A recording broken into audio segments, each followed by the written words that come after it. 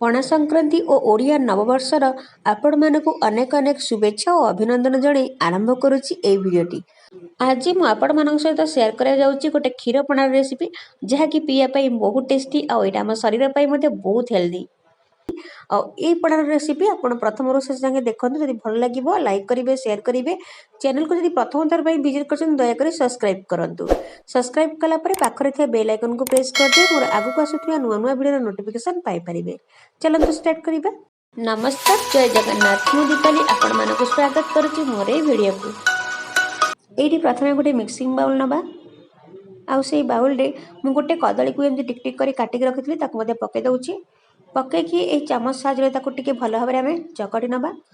ଯେତେବେଳେ କଦଳୀ ନେଉଛନ୍ତି ପଣା ତିଆରି କଲାବେଳେ ହିଁ କଦଳୀ କାଟିବେ, ପୂର୍ବରୁ କାଟିକି ରଖିବେନି। ତ ଏଇଠି ମୁଁ ଚିନି ମଧ୍ୟ 3 ରୁ 4 ଚାମଚ ୟୁଜ୍ କରୁଛି। ଆପଣ ଆପଣଙ୍କର ଟେଷ୍ଟ ଅନୁସାରେ ନେଇପାରିବେ ଚିନି ଜାଗାରେ ଆପଣ ଗୁଡ଼ କିମ୍ବା ମିଶ୍ରି ମଧ୍ୟ ନେଇପାରିବେ, ନହେଲେ ଚିନି ପାଉଡ଼ର ମଧ୍ୟ ତିଆରି କରିକି ନେଇପାରିବେ। ତ ଏବେ ଆମେ ତାକୁ ଗୋଳେଇ ସାରିଲା ପରେ ଏଇଠି ମୁଁ ନଡ଼ିଆ ପକାଇ ଦେଉଛି 2 ରୁ 3 ଚାମଚ। ଆପଣ ମଧ୍ୟ ନିଜ ଅନୁସାରେ ନଡ଼ିଆ ୟୁଜ୍ କରିପାରିବେ। ଏଇଠି ମୁଁ କାଜୁ ମଧ୍ୟ ପକାଇ ଦେଉଛି, ଟିକ୍ ଟିକ୍ କରି ରଖିଥିଲି। ଆଉ ଏଇଠି କିଛି ଅଙ୍ଗୁର ମଧ୍ୟ ଟିକ୍ ଟିକ୍ କରି କାଟିକି ରଖିଥିଲି ତାକୁ ପକାଇ ଦେଉଛି। ଆଉ ୟାକୁ ଟିକେ ଆମେ ଭଲ ଭାବରେ ଗୋଳେଇ ନେବା। ଆପଣ ଆପଣଙ୍କ ଅନୁସାରେ କୌଣସି ଫ୍ରୁଟ୍ସ ନେଇପାରିବେ। ଆଉ ଏଇଠି ମୁଁ 1 ଚାମଚ ଛେନା ରଖିଥିଲି, କ୍ଷୀର ଛେନା ଏଇଟା, ଏକୁ ମଧ୍ୟ ଗୋଳେଇ ନେବା। ତ ଏଇ ପଣାଟି ବହୁତ ଟେଷ୍ଟି ହେବ ଆଉ ବହୁତ ହେଲ୍ଦି ମଧ୍ୟ। ଏଇଠି ମୁଁ ଗୋଲମରିଚ ଆଉ ଗୁଜୁରାତିକୁ ଗୁଣ୍ଡ କରି ରଖିଥିଲି, ଯେଉଁଟାକି ଏ ପଣାରେ ବହୁତ ବଢ଼ିଆ ଫ୍ଲେଭର ଆଣିଦେବ। ତ ୟାକୁ ଆମେ ଟିକେ ଭଲ ଭାବରେ ଗୋଳେଇ ନେବା। ଆଉ ଏଇଠି ମୁଁ କ୍ଷୀର 1 ଗ୍ଲାସ୍ ରଖିଥିଲି ତାକୁ ପକାଇ ଦେଉଛି। ସବୁବେଳେ କ୍ଷୀର ଯେତେବେଳେ ୟୁଜ୍ କରୁଛନ୍ତି କଞ୍ଚା କ୍ଷୀର ନେବେ, କ୍ଷୀର ସିଝେଇକି ନେବେନି, ନହେଲେ କ୍ଷୀର ଛିଡ଼ିଯିବ।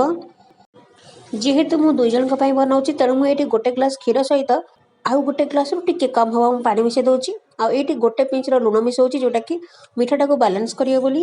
ତାକୁ ଭଲ ଭାବରେ ଆମେ ଗୋଳେଇ ଦେବା। ଦେଖିବେ ଏଇଟା ବହୁତ ବଢ଼ିଆ ପଣା ପ୍ରସ୍ତୁତ ହେବ।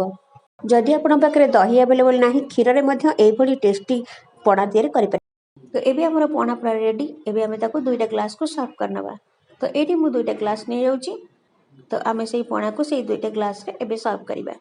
ଯଦି ଆପଣମାନଙ୍କୁ ମୋର এই ପଣାର ରେସିପିଟି ଭଲ ଲାଗିଥିବ ଲାଇକ୍ କରିବେ, ସେୟାର କରିବେ। ଆଉ ଯଦି ମୋ ଚ୍ୟାନେଲକୁ ପ୍ରଥମ ଥର ପାଇଁ ଭିଜିଟ୍ କରିଛନ୍ତି ଦୟାକରି ସବସ୍କ୍ରାଇବ୍ କରିବେ। ପାଖରେ ଥିବା ବେଲ୍ ଆଇକନକୁ ମଧ୍ୟ ପ୍ରେସ୍ କରିଦେବେ, ମୋର ଆଗକୁ ଆସୁଥିବା ନୂଆ ନୂଆ ଭିଡ଼ିଓର ନୋଟିଫିକେସନ୍ ପାଇପାରିବେ।